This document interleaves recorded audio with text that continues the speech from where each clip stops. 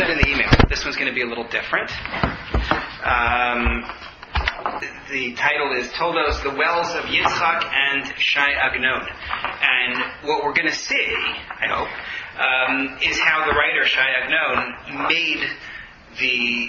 made our parsha vivid for Jews of his day, and particularly regarding how it is that we earn Eretz Yisrael. A little bit of background. I don't know what everybody knows about S Y Agnon, so I'm just going to give a little bit of detail.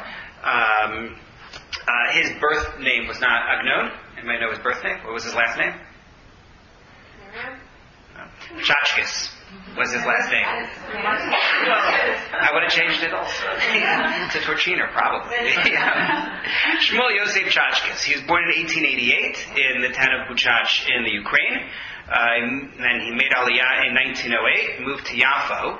The pseudonym Agnon came from the first published, I think it was the first published story of his, which was actually on Agunot, was the title. Not what you're thinking, different, but it's its own story. But that's how he got the name Agnon. He wanted to be a farmer. He was a much better writer than he was a farmer. And that's how he thrived. He became Zalman Shakin, if you know Shakin books. So Zalman Shakin, the publisher, became his patron. And actually he ended up leaving at one point. He left Israel and he went on some book tour in Europe, and he was out for a long time, and then he came back. And he builds a home in Talpiot when he comes back. And that's actually the focus of the story, as we're going to see. And the home in Talpiot is destroyed in pogroms in 1929. He lost his home twice. Once was to the pogroms and once was to a fire, which we're also going to have to talk about. But ultimately he becomes world famous as a writer of novels and short stories. And in 1966, he is awarded the Nobel Prize in Literature. It's him along with somebody else, I think Nellie Sachs, is the other one he is awarded with him. Sorry, if that means anything to you. My maiden name. Oh, that's right. Okay, spelled with an H. So they were awarded the Nobel Prize in Literature. Agnon is fascinating for a whole host of reasons. He went through a series of stages from a religious perspective, meaning there's a period in his lifetime where he is secular, but then he comes back to Judaism. He's actually close with Rav Kook in his early years in Yafo. And his daughter talks about it. There's a video available online of his daughter talking about him and how she remembers him putting on tefillin and davening every morning and all of that, because there were those who, after he passed away, I think it was after he passed away, who made the argument that he sort of took on religion as like it's a character in a story, that this was sort of living his art type of a thing. But she was adamant that it wasn't so, and you can see it in the course of his writing. It's filled with psukim, it's filled with midrashim, it's filled with passages of Gemara, it's filled with halacha. When you read him, you have to really read him. You can read it as a story, but you're missing a lot of what's going on then. There's so much embedded in his writing. And I just brought you two pieces in the first two sources on the sheet, just because if people haven't got the familiarity with him, I think it's important to see these two things. Number one is an article that appeared on Times of Israel several months ago, talking about the question of who was responsible for writing the Tefillah L'Shalom HaMedinah, the prayer for the state of Israel. Unbeknownst to most worshippers is the decades-long debate over who, back in 1948, authored the prayer, which was then and remains today an important addition to Jewish and Israeli liturgy. Until now, theories have split academics into two camps: those who attribute the prayer to S Y Agnon, and those who believe Israel's first chief Ashkenazi rabbi, Rabbi Yitzchak Halevi Herzog, penned the poem. But recent findings discovered by Dr. Yoel Rappel, an Israeli scholar of Jewish history, confirm that Herzog, grandfather of Isaac Herzog, was the true author of the symbolic prayer, which was then edited by his friend and Nobel Prize winner Agnon. So Agnon was the editor of Tefillah L'Shalom HaMedinah, the prayer for the state of Israel. That's one thing that I find very interesting. The other is his Nobel Prize acceptance speech. This was back in the day when the Nobel Prize winner got to give a speech to the King of Sweden and a whole bunch of other dignitaries when receiving the prize. So look at this passage here, which is the beginning of his speech. It is said in the Talmud, that's his opening, in Jerusalem, the men of discrimination did not sit down to dine in company until they knew who their companions were to be. So I will now tell you, who am I, whom you have agreed to have at your table? As a result of the historic catastrophe in which Titus of Rome destroyed Jerusalem and Israel was exiled from its land, I was born in one of the cities of the exile. But always I regarded myself as one who was born in Jerusalem. In a dream, in a vision of the night, I saw myself standing with my brother Levites in the holy temple, singing with them the songs of David, king of Israel, melodies such as no ear has heard since the day our city was destroyed and its people went into exile. I suspect that the angels in charge of the shrine of music, fearful lest I sing in wakefulness what I had sung in dream, made me forget by day what I had sung at night. For if my brethren, the sons of my people, were to hear, they would be unable to bear their grief over the happiness they have lost. To console me for having prevented me from singing with my mouth, they enabled me to compose songs in writing. And he goes on in this speech. It's a beautiful speech, very worth reading.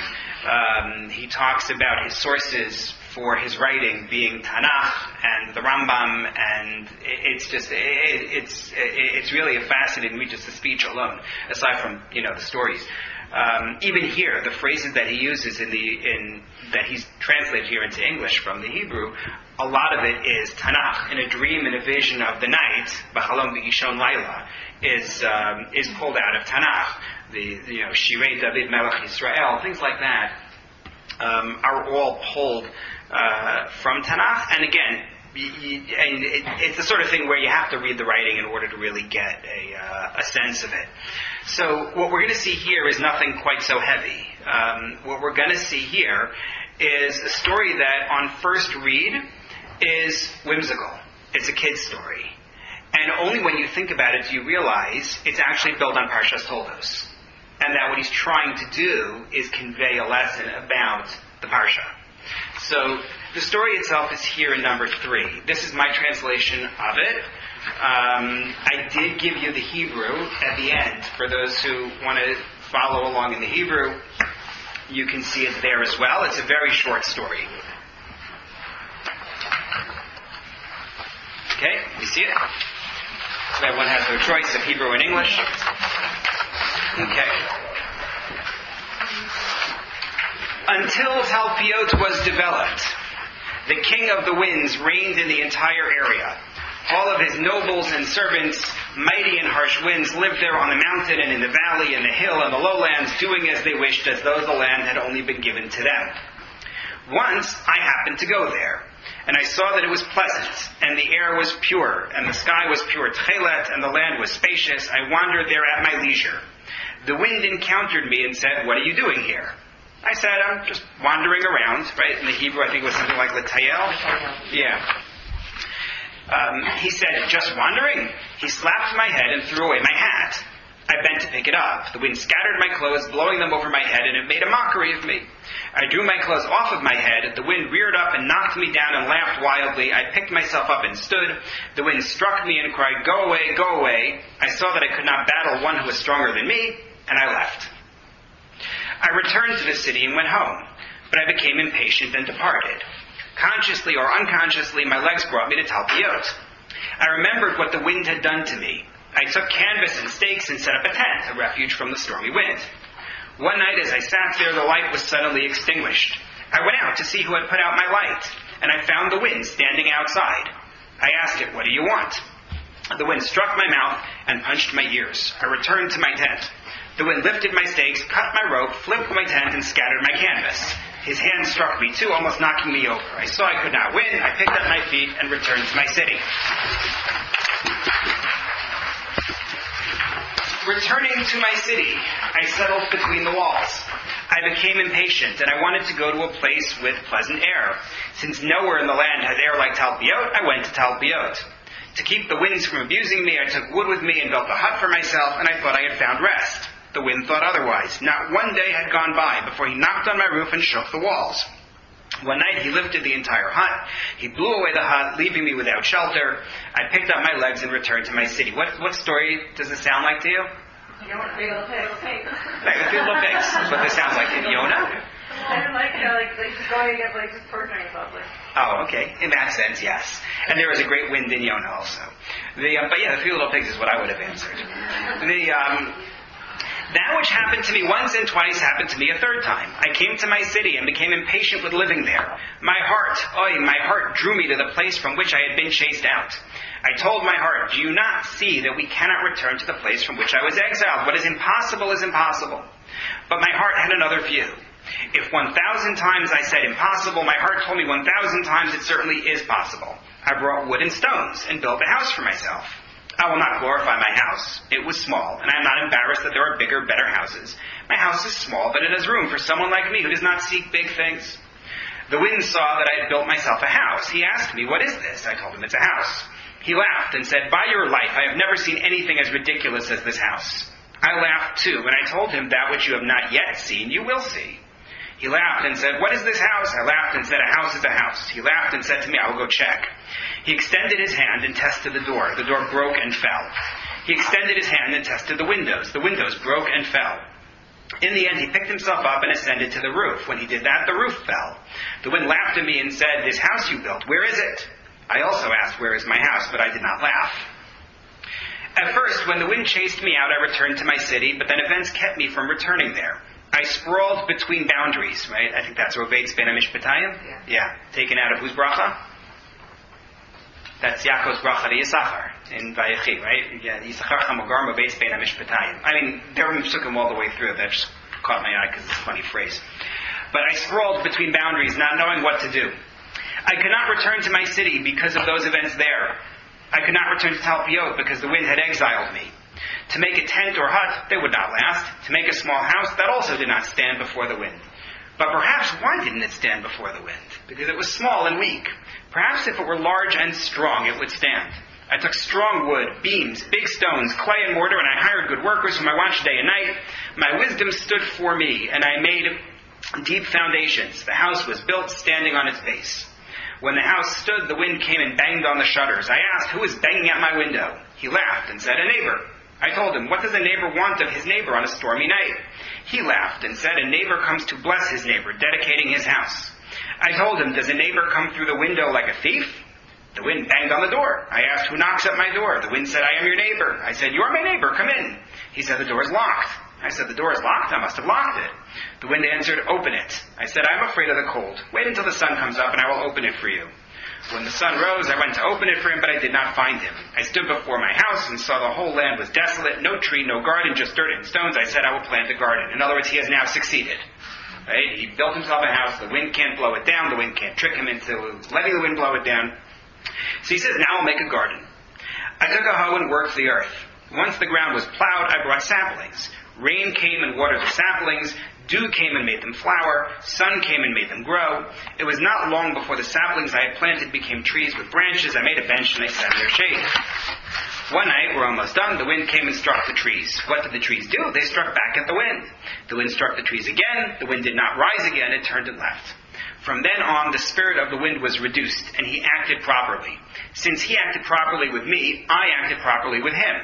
When he came, I greeted him and invited him to sit with me on a bench in the garden among the trees. He came with a sweet smell from the mountains and valleys, and he fanned me as with a fan. And since he was repentant, I did not remind him of his earlier deeds. Right? What does that remind you of? The Gemara? Oh dear. Of Mitzion and Fast? Sorry? You're not allowed to remind someone. If someone has sinned and then does tshuva, you're not allowed to remind them of their averos. So that's what he says regarding the wind. I'm not going to remind the wind of his earlier deeds. And when he left me, I asked him to come again, as one does with a good neighbor. In truth, we are good neighbors, and I love him completely. And it is also possible that he loves me. It sounds like such a nice children's story. The name of it actually is Me'oyev La'ohev, from enemy to friend. Right? What's going on in this story? What's going on here?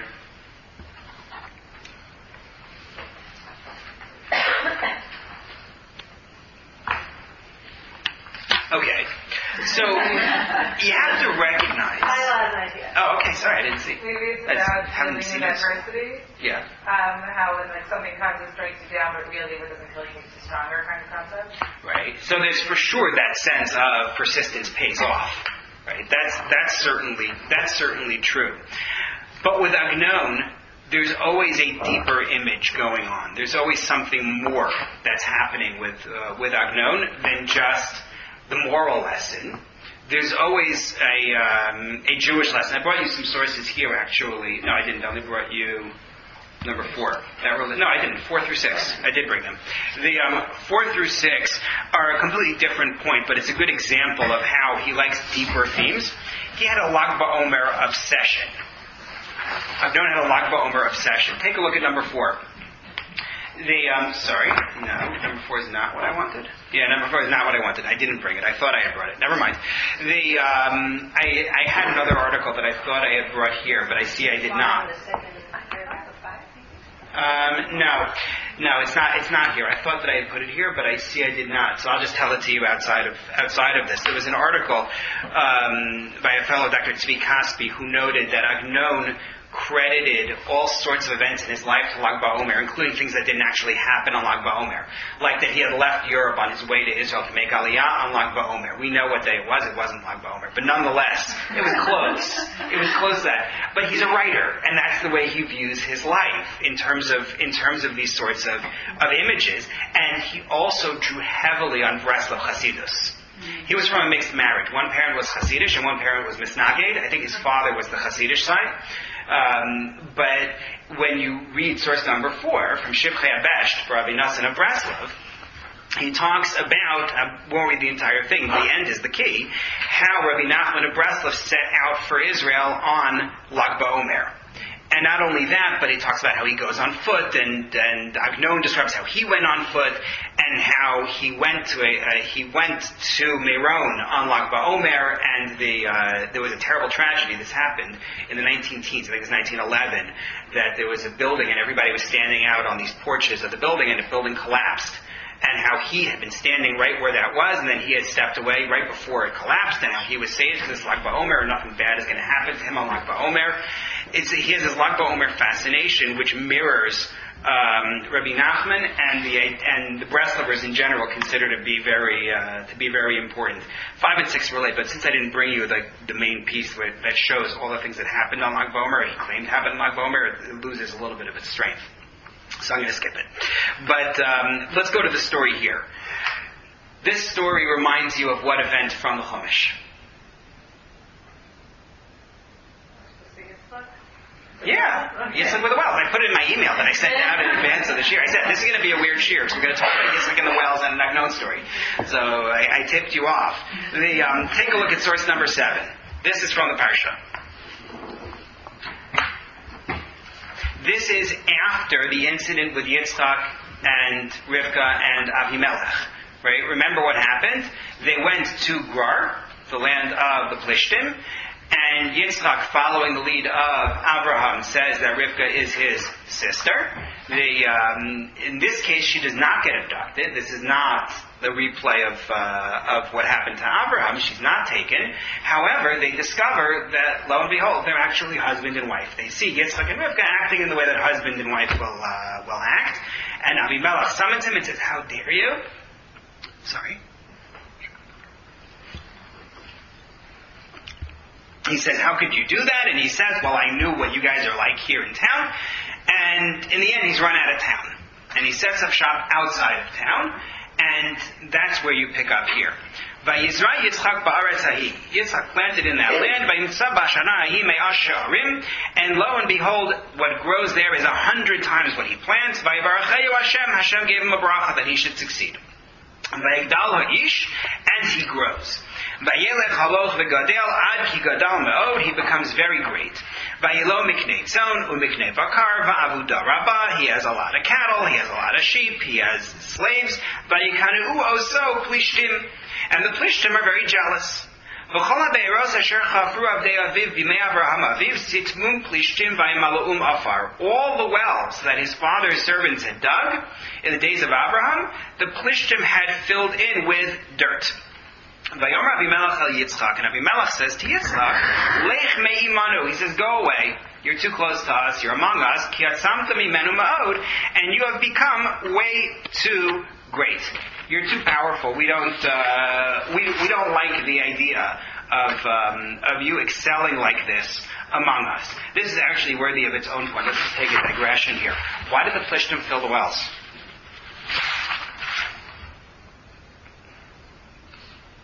Why did the Plishtim fill the wells? They're jealous of what? That he had all this wall. So you're thinking that they filled it in Yitzchak's day. Is that the clear implication of the pasuk? People wouldn't settle there. It looks like they filled it in even before Yitzchak's time. They filled it in after Abraham's time. Right? Abraham had lived there. Abraham dug wells and they filled them in. Tell me something. Where is this happening in Israel? Where are we in this story? Where is Plishti land? Plishti land is in the southwest, right? The way to remember that always is you have 5 Plishti cities, right? 5 Plishti cities are Ashkelon, Ekron, Gat, Ashdod, and Aza. These are all the southwest. Aza, like Gaza Strip, that's the region. Ashdod, right? That area. It's all in the southwest. This area here is right outside of Gerar, which is not one of the big 5 long term, but it's right near another city that you are familiar with called Beersheba. How much rain do they get in Beersheba? 20 millimeters a year of rainfall. A year. How smart is it to fill in wells in an area like that? Not smart. All right, we'll fill in the answer. That's not smart at all. You don't fill in wells. So why did they do it? Maybe they dried out once Abraham. Is it literal well? So some of them are wells, some of them are cisterns. It actually changes in the Psukim. Sometimes it describes them as Be'erot and sometimes as Borot. Either way. Does it also have like spiritual implications? So you could absolutely read this with all sorts of additional spiritual elements. They're sealing up the Torah that Abraham brings and so on. You could.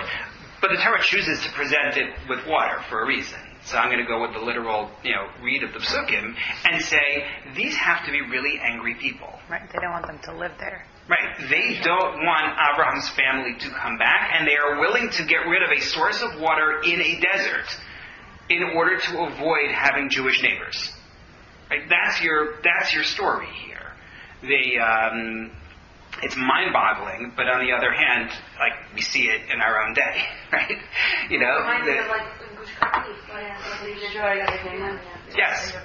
Yes, same story, just a few thousand years later.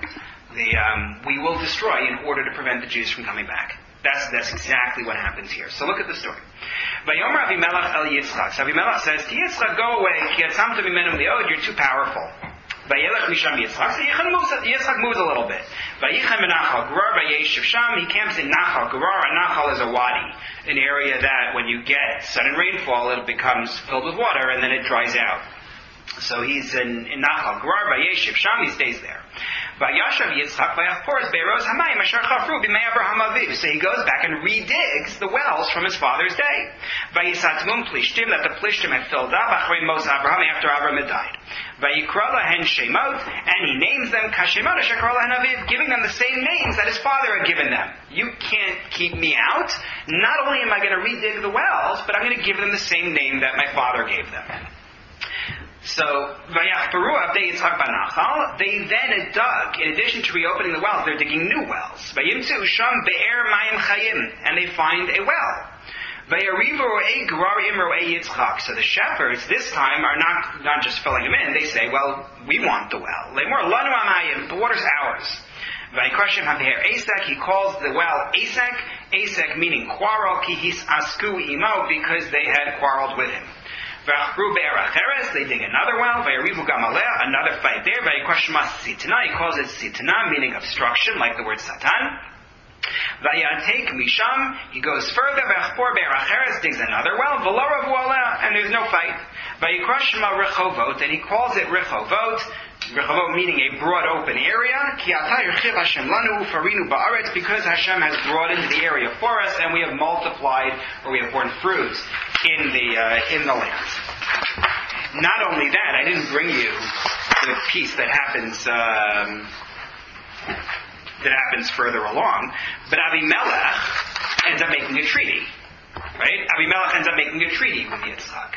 Avimelech and his lead fellow, by the name of Fichol and Achuzas Mereu, his friend Achuzat, show up at Yitzchak's tent, and they make a deal with Yitzchak. They say, we'd like a treaty with you. So I think you see the resemblance from the story. Right? I hope you see the resemblance from the story. Here he is, coming to the area where his father first set up shop, and the Plishtim destroyed it. He now sets up shop. The Plishtim are fighting with him. He digs a well. They fight over the well. He digs another well. They fight over another well. Until finally they come to accept him. And not only that, they're even willing to make a treaty with him. You see the resemblance between the two stories? It seems very clear to me that this is what he is building on, and once I saw that, I started looking around, and I found others who made that comparison. But what lesson is he trying to teach? So good. He built a story in which he turned Yitzchak's story with the wells into the three little pigs. But what is he doing here by making this story? What's the point? So you made it entertaining, right? You added the wind, it becomes a lot more playful, right? But what is he doing with this story?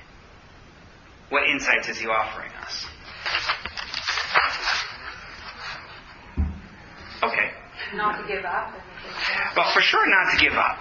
Right, for sure not to give up. But again, keep in mind the excerpt I gave you from the Nobel speech. He thinks he is a Levi singing in the Beis HaMikdash. That's the way he looks at himself. What's the job of a Levi singing in the Beis HaMikdash? What is the role of the Levium? What's the point of the songs of the Levium? Bring people. Sorry? Is he trying to bring people closer to that story? Maybe. But what is the goal of the Levium in the Beis HaMikdash? Service. Yes. No, the Kohanim do the avodah, the Levium sing. What's the goal of the singing of the Levium? Make it joyous. Sorry? Enhancing it, to make it joyous. Take a look at the Rambam in source 8. Moreh Nevuchim. Hamechuvan gam kein b'shir lehipa'el hanefesh b'dvarim hahem. He says the goal of the song of the Levium is for the nefesh, for the spirit of those who hear it, to be energized by it, to be moved by it. V'lo yipalu anafashos rak lekalos lenigunim ha'arevim. He says, you want to know what moves a person's soul? Kolot and nigunim arevim. Sweet voices, sweet tunes, vim klei shir, and the instruments as well. He says, that's what moves people. The goal of the singing of the Levium is to try to move the spirits of those who are standing there in the Beis HaMikdash during the Avodah, to inspire them. In other words, that's the idea. The Minchas Chinuch has a fascinating comment. What did the Levium sing in the Beis HaMikdash? No. I mean, we say, Shir Shal Levium HaYishur Beis HaMikdash, and we say every day, the Shir Shal Yom. So at some point they did. But how do you know that can't be what they always sang?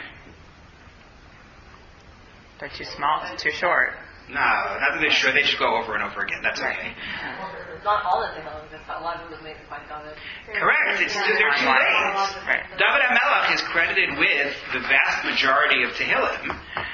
And there's a Mishkan for centuries before David ever shows up. What are they singing until David shows up? Are the Kohanim and Levium working on it? Yes. Starting in the Midbar.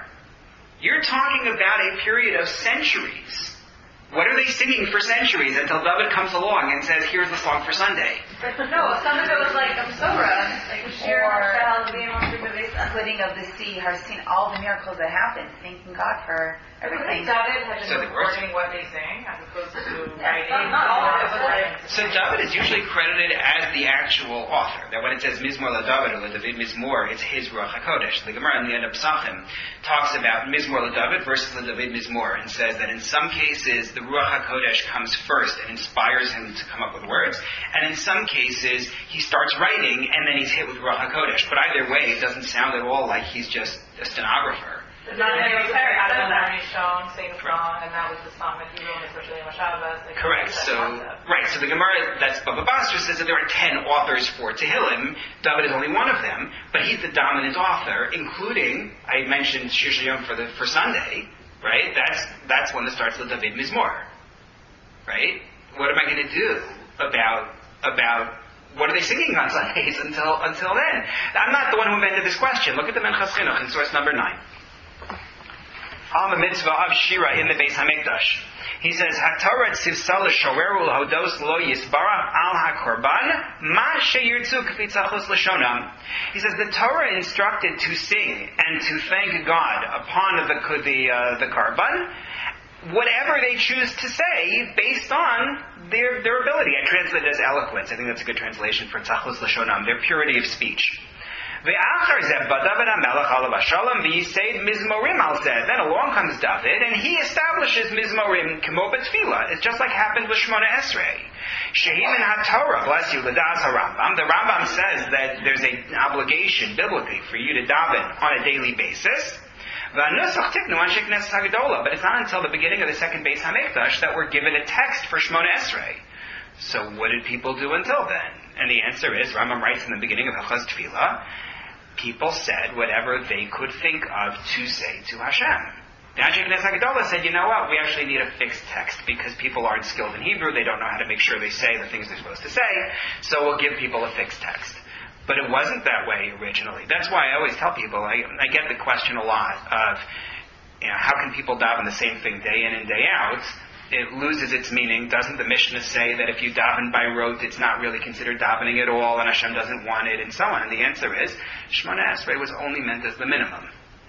Shmona Esrei was not supposed to be the sum of what people daven on a daily basis. Shmona Esrei was just, this is the way you're going to make sure you get in the minimum of what you're supposed to say, so take 5 minutes, say Shmona Esrei. But then after that, talk to God directly. That's where spontaneity comes in.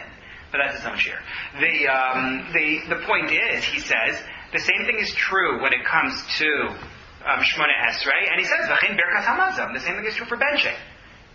Benching is a mitzvah saseh de'oraisa, right? It's a biblical mitzvah. Eat, be full, bench. But you know that not all of the benching we have could have been original. Right? How do you know that? We ask Hashem to rebuild the Beis Hamikdash. Right? That doesn't make any sense.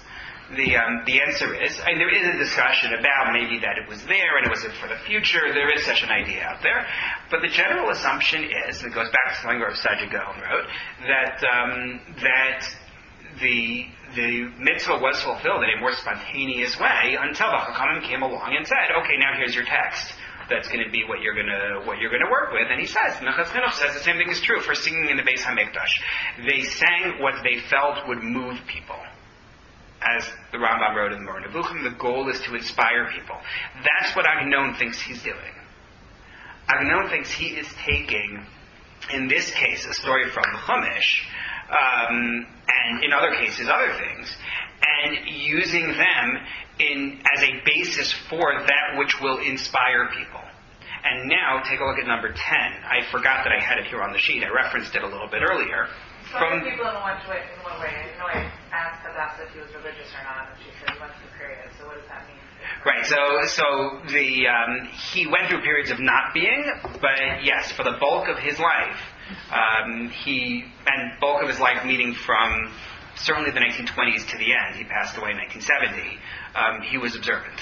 Yes. There are all sorts of stories involving him and other writers where he says, come, we should go help make a minyan for mincha and things like that. Yes. And he is, take a look at number 10, because this is going to help. This is from that acceptance speech that I referenced earlier for the Nobel Prize. He says, who were my mentors in poetry and literature? First and foremost, there are the sacred scriptures. Then there are the Mishnah and the Talmud and the Midrashim and Rashi's commentary on the Torah. After these come the poskim. I don't know how you say that in Swedish. I don't know what the translator said to the king of Sweden. After these come the poskim, the later explicators of Talmudic law and our sacred poets and the medieval sages led by our master Rabbi Moses, son of Maimon, and so on. As far as he is concerned, he is taking the ideas that are found in not just Tanakh, but in Masorah thereafter, and conveying it in story form in a way that people are going to be able to learn and be inspired. It's a beautiful thing. It's a hard thing to do. But that's what he's doing. So he's not seeking to be original. The Levi's goal is not to be original. It's to give voice to ancient ideas and do it in this inspiring way. So now let's go back to his story and see what it is that he's trying to teach us about Bereshis. Because, again, this is a Parsha. So the first point is what I think it was Hadassah who said, or somebody said before, when I asked, so what is he teaching us here? And that is persistence. And that's a thing that matters to Agnon personally. Because again, his house is burned down in pogrom. It's burned down again in a fire separately. He loses manuscripts. And always he goes back and he rebuilds. And after he writes this story, right, this story is written early, but he lives through the era of the Holocaust, and he writes about those who were murdered, and he writes about his community of Buchach in Europe and what happened there. He writes about the survivors. His first and most basic message is the Jew has to always rebuild. And if the wind comes and blows down your house, you keep on building anyway. That I think is his first point. His second point, I think, is that the persistence raises stronger resistance, but it shows our neighbors that we're here to stay, right? Just like with with Yitzhak, right? Yitzhak keeps on digging new wells. First, he redigs Abraham's wells, and then he digs one new one, and then another new one, and they keep on fighting him until finally, Rehovot, okay, they'll let me be. It shows the neighbors that you're here to stay. And the same thing is true with the way that he treats the wind. Did you notice the change in the wind's attitude in the course of the resistance? Go back to the story. How would you characterize the wind's attitude to him in the beginning when he shows up in Talpiot the first time? Sorry? Disrespectful, but what else? Mocking. Sorry? Aggressive. Is it really aggressive in the beginning? Yeah, he takes off his clothes, he takes off his... Second time. Yeah, but it's laughing. It's playing a game. You know? It's mockery, right? It's just making fun of him. Whereas the second time, did you notice the wind struck my mouth and punched my ears? Right? There's no laughter the second time. If you look in the Hebrew there, it's the second time was... Sorry? I can't find it. Yes. Right. He smashed me in the mouth. Right? That's what it says. That's the second time. And then the third time, right? It knocks on my roof and it shakes the walls, lifts the hut. There's no, it's no joke. In other words, the more the Jew pushes to settle in Eretz Yisrael, the more serious the resistance becomes. Yeah, and the third time is Yitalelubi Aruchot, like it tortured me. Right.